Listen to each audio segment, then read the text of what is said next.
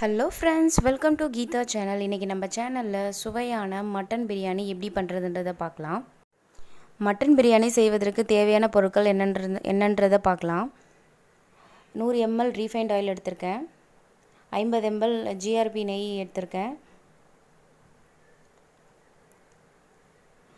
2 பிரிஞ்சி இலை, 2 பட்டை, 1 ஸ்பூன் சோம்பு, 1 ஸ்பூன் கசகசா, 1 ஸ்பூன் கடல்பாசி, 1 கிராம்பு, 2 மராட்டி மொக்கை எடுத்திருக்கேன்.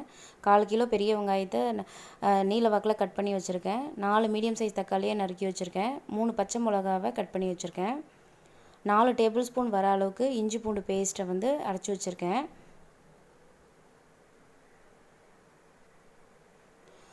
25 கிராம் பிரியாணி மசாலா, 10 கிராம் அளவுக்கு குழம்பு மிளகாய்த்தூள், 10 கிராம் கரம் மசாலா எடுத்துருக்கேன்.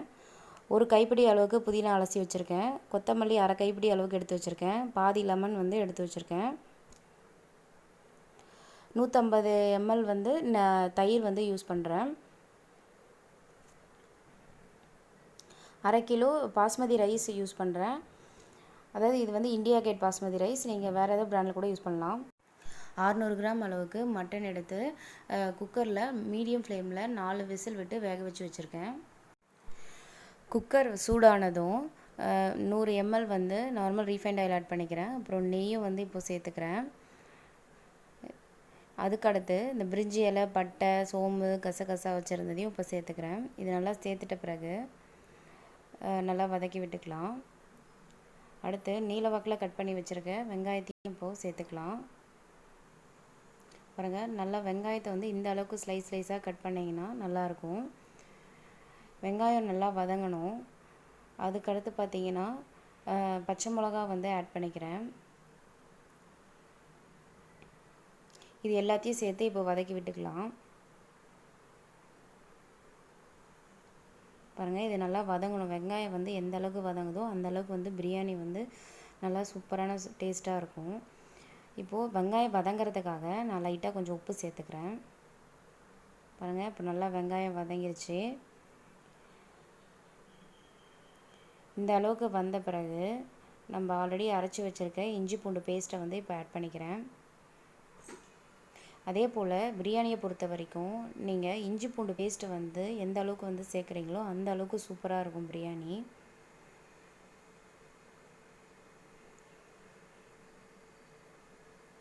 பாருங்கள், இதே நல்லா வதக்கி விட்டுக்கலாம்.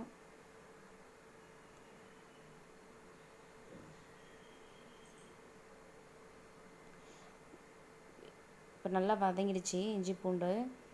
பாருங்கள், வெங்காயத்தோடு நல்லா சேர்த்து சூப்பராக வதங்கியிருக்கு. பாருங்கள், பார்க்கும்போதே நல்லா செமையாக இருக்குது. அடுத்தது கட் பண்ணி வச்சுருக்க தக்காளியும் இப்போ சேர்த்துக்கலாம். பிரியாணியை பொறுத்த வரைக்கும் வெங்காயத்தை விட தக்காளியுடைய குவான்டிட்டி கம்மியாக தான் சேர்க்கணும். அப்போ தான் நல்லாயிருக்கும். இது தக்காளியும் நல்லா வதக்கி விட்டுக்கலாம். நல்லா எண்ணெய் பிரிஞ்சு தனியாக வர அளவுக்கு நல்லா வெங்காயம் தக்காளியும் வதக்கணும். பார்க்கும்போதே நல்லா கிரேவியாட்டும் நல்லா திக்காக கன்சிஸ்டன்சி பாருங்கள் எவ்வளோ சூப்பராக இருக்குது. இந்த அளவுக்கு வதக்கி விடணும்.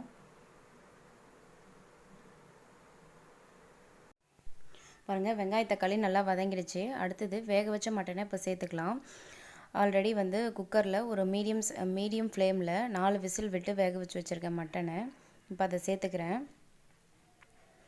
இது நல்லா சேர்த்த பிறகு நல்லா மிக்ஸ் பண்ணி விட்டுக்கலாம். மட்டன் வெங்காயம் தக்காளியோட மட்டனையும் சேர்த்து நல்லா மிக்ஸ் பண்ணி விட்டுக்கலாம். பாருங்கள், நல்லா மிக்ஸ் பண்ணியாச்சு. இந்த பிரியாணி ஃபுல்லாக பண்ணது என் தம்பி தான். நல்லா நான்வெஜ்னால் நல்லா சூப்பராக சமைப்பான். அதாவது சிக்கன், மட்டன் எந்த இதுவாக இருந்தாலும் நல்லா சூப்பராக சமைப்பான்.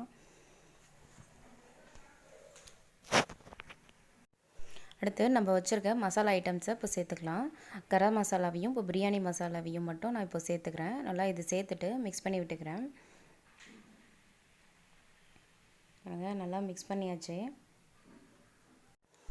அடுத்து நான் குழம்பு மிளகாய்த்தூளை சேர்த்துக்கிறேன். இதுக்கு பதிலாக நீங்கள் தனி மிளகாய்த்தூள் கூட சேர்த்துக்கலாம். இப்போ சேர்த்து விட்டுட்டு நல்லா மிக்ஸ் பண்ணிக்கலாம். அடுத்து நம்ம வச்சுருக்க 150 ml தயிரை இப்போ சேர்த்துக்கிறேன். சேர்த்தாச்சு. இதை நல்லா மிக்ஸ் பண்ணி விடணும். சேர்த்துட்டு அதாவது ஒன்றோட ஒன்று நல்லா கோட் ஆகிற அளவுக்கு சேர்த்து நல்லா வதக்கணும்.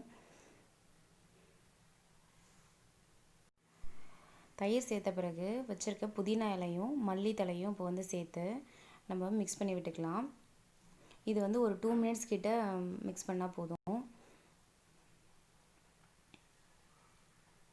இந்த அளவுக்கு வந்து நல்லா மிக்ஸ் பண்ணி விடணும். அடுத்து நம்ம தண்ணி சேர்த்துக்கலாம். 1 டம்ளர் அரிசிக்கு 2 டம்ளர் தண்ணி வீதம் சேர்க்குறேன். வேக வச்ச மட்டன் தண்ணி இருந்தது, அது 1 டம்ளரும், மற்றபடி நார்மல் வாட்டர் 3 டம்ளரும் அதில் வந்து சேர்த்துக்கிறேன். அடுத்து தண்ணி சேர்த்த பிறகு பார்த்திங்கன்னா நான் 1/2 லெமன் வச்சுருந்தேன் இல்லையா, அதை வந்து பிழிஞ்சு விட்டுக்கிறேன்.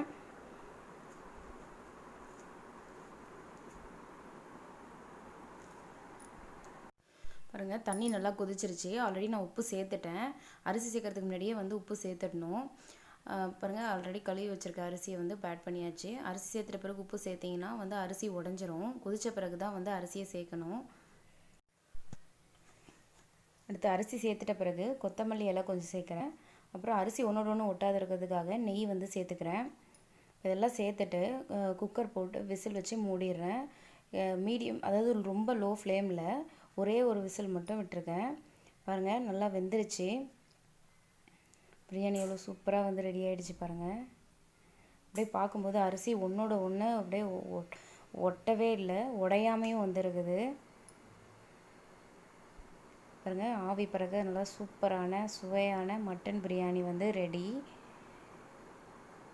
டேஸ்ட் வந்து செம்ம சூப்பராக இருந்துச்சுங்க. நீங்களும் இதே போல் வீட்டில் ஒரு நாள் ட்ரை பண்ணி பாருங்கள். எப்படி இருந்துச்சுன்ட்டு கமெண்ட்லேயும் சொல்லுங்கள். பார்க்கும்போதே சாப்பிடணும் போலவே இருக்குது பாருங்கள். பாருங்கள், சூப்பரான எம்மியான மட்டன் பிரியாணி ரெடி. இப்போ நாங்கள் போய் சாப்பிட போகிறோம். டேஸ்ட் வைஸ் பார்த்தீங்கன்னா ரொம்ப ரொம்ப ரொம்ப ரொம்ப சூப்பராக இருந்துச்சு. இதே போல் நீங்களும் வீட்டில் ட்ரை பண்ணி பார்த்துட்டு எப்படி இருந்ததுன்ட்டு கமெண்ட்டில் சொல்லுங்கள். நம்ம வீடியோவை ஃபஸ்ட் டைம் பார்க்குறவங்களா இருந்தால் மறக்காமல் சப்ஸ்கிரைப் பண்ணி வச்சுக்கோங்க. அப்போ தான் இதே போல் வீடியோ உங்களுக்கு உடனுக்குடன் கிடைக்கும். நன்றி, வணக்கம்.